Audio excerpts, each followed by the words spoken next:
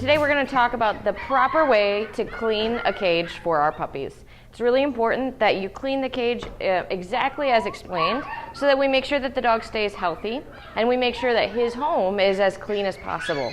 It's really not hard, and it's going to be shown to you in a couple of simple steps. Megan's going to demonstrate while I kind of walk you through the steps. It's really important that you clean the cage very well because it's going to keep the dog from getting sick. It's also going to cover cross-contamination issues. So today what Megan's doing first is she's going to go ahead and pull out the puppy. She's going to place him in the corral in the back room. When you're cleaning the cages, the puppy should be in the corral. You can make this space small so that it's easy to clean up after. This is not a space for the dog to be exercising. This is just a space for the dog to be safe while you're cleaning. Make sure that after you clean the cage and put the dog back, that you move the corral to an appropriate space and clean every surface that that dog touched. The reason for this is we want to keep our cross-contaminating to a minimum. Some things are unavoidable, but in this space, even though we do have a little bit of a tight space back here, you can make sure that you clean every space after that dog has been out.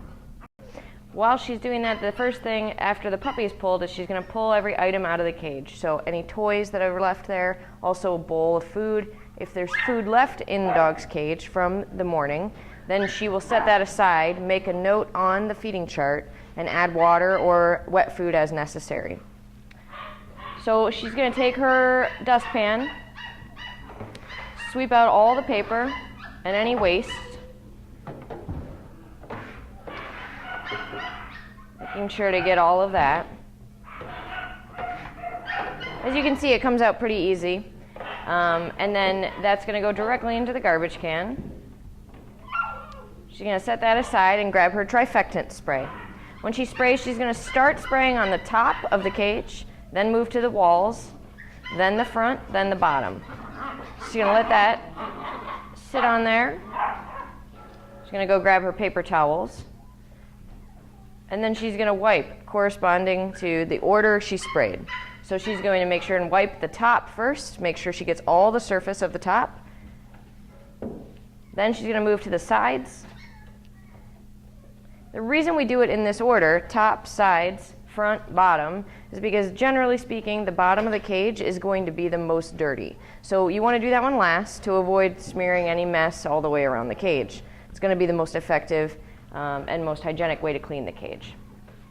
So she's moving on to the front, wiping that down well, making sure to get all the cracks and corners, making sure to check, and then at the end of everything she'll go back through, open the doors, and double check that there's no mess left underneath in the cracks.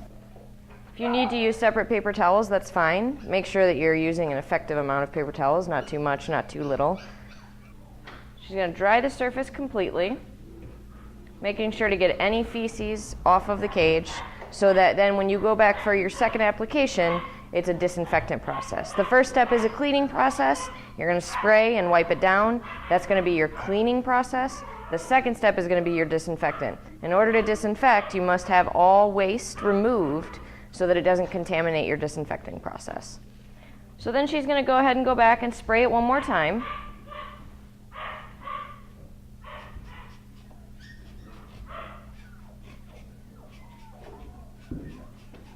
And this is the disinfecting process. So while she's waiting for that to disinfect, she's going to go ahead and move on to her next cage, pull the puppy, start the process again in that cage while this cage is sitting to clean. The reason that we're using paper towels instead of rags is because you want to make sure that you're not cross-contaminating. So each cage gets a new set of paper towels. That way you're starting fresh, everything is clean, and it's not going to cross over from one dog to another.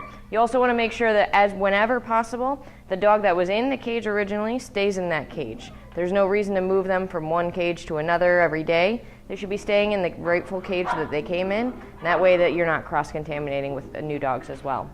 You're also going to make sure you wipe down the cage door. So in order to do that, what we need to do is she's going to hold the door open, and I'll show you that process here, if that's all right. We're going to step over here. Megan, if you would, after you're done wiping this down, will you demonstrate how to hold the door open, spray through, and put the paper towel behind it to wipe down the door? Kind of do it on this side so they can see you.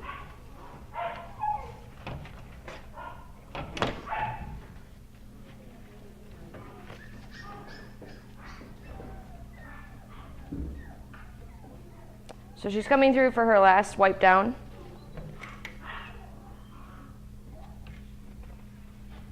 Making sure to do a very thorough cleaning. There's no excess liquid left on the cage so that the puppy could lick it. And then make sure that everything's spotless by the time you put the dog back in. The goal, of course, is to have the dog to be in a clean environment, making sure that the puppy is clean as well. And if not, make a note of that so that when you come back later to do baths, you'll be able to make sure that that dog does get a bath that day. So she's spraying out into the garbage can. That way it's not going into another puppy's cage or anything like that. And then she's going to wipe down the door top to bottom. These doors are also removable, so on a regular basis they're going to be taken off. They should be cleaned once a week, and you'll have those on a rotation so that every door gets cleaned once a week, front and back.